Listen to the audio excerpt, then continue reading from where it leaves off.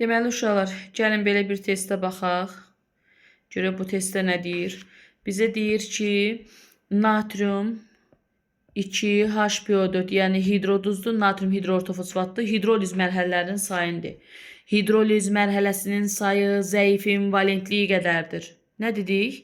Hidroliz mərhələsinin sayı zəifin valentliyi qədərdir.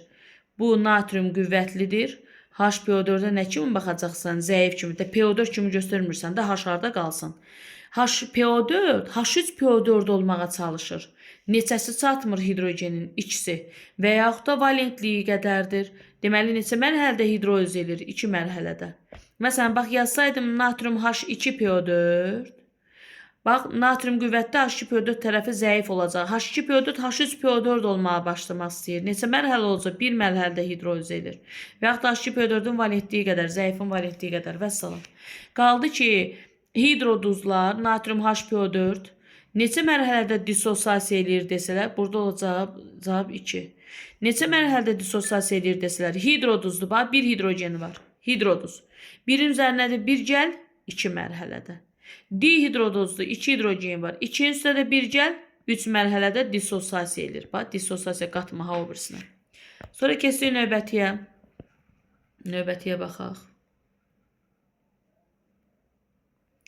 Deyir ki, sink lövhə, baxaq, sink lövhə əlavə edilibdir kuprum SO4 məhluluna.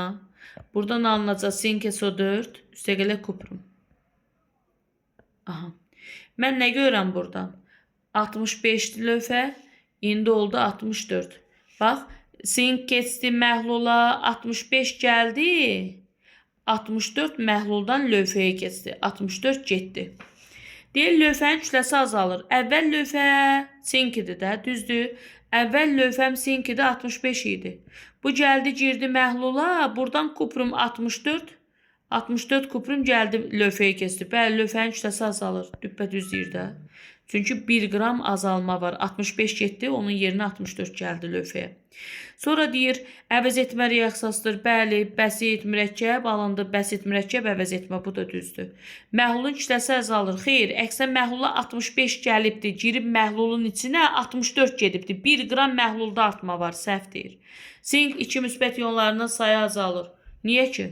Bu neytraldır, daha sonra 0 halındadır. Burada sink SO4 çöküntü zad deyil ki, deyəm ki, burada sink 2 müsbət iyonu yoxdur. Amma oxdan sonra sink SO4-ü mən iyonlar alsam, deyəcəm sink 2 müsbət üstəgələ SO4 2 mənfi. Görürsən, hələ sink 2 müsbət iyonları ayrı alındı. Nəinki azaldı. Cavab olacaq 1-dən 2. Sonra keçək növbətiyə. Növbətini də izah verim, sonra dərsə qoşulur. Bir dəqiqə. Sarı getdi. Aha. Mənə verib natrium ortofosfat. Yazıram bura natrium. Natrium ortofosfat. Natrium 3PO4. Burada da verib natrium dihidroortofosfat. Natrium H2PO4. Aha. İndi nə deyir mənə? Baxaq. Deyir natrium OH-la reaksiyaya daxil olur.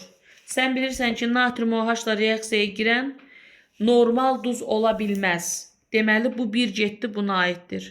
Çünki natrium OH üstəgələ natrium 3PO4, bax, natrium 3PO4-ün üzərinə mən natrium OH gələ bilmərəm.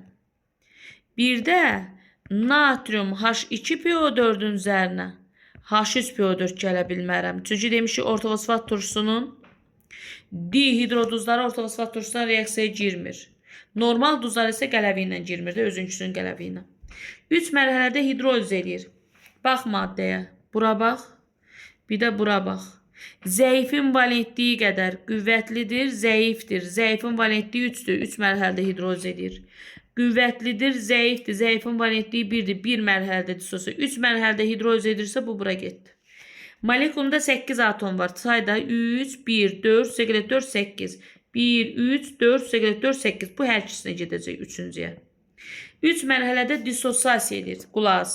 Natrium 3PO4, metal atomu turşu qalığı normaldır 1 mərhələdə. Normal duzlar, sonra 2 qat duzlar, qarışıq duzlar, bir də biz deyəcəyik ki, deməli normal kompleks duzlardır. Bunlar bir mərhələdə dissosiasiya eləyir, amma turş duzundan əsaslı duzlar mərhələdir. Turş duzda bir hidrogeni olanlar 2 mərhələdə, 2 hidrogeni olanlar, yəni dihidroduzlar 3 mərhələdə.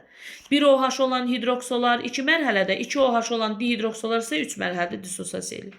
Burada isə baxıram, natrium H2PO4-dür. Dedik ki, dihidroduzlar 2-nin üzərinə də 1 gəl, 3 mərhələdə dissosiasiya edir. Bu da gedəcək bura. Vəssalam.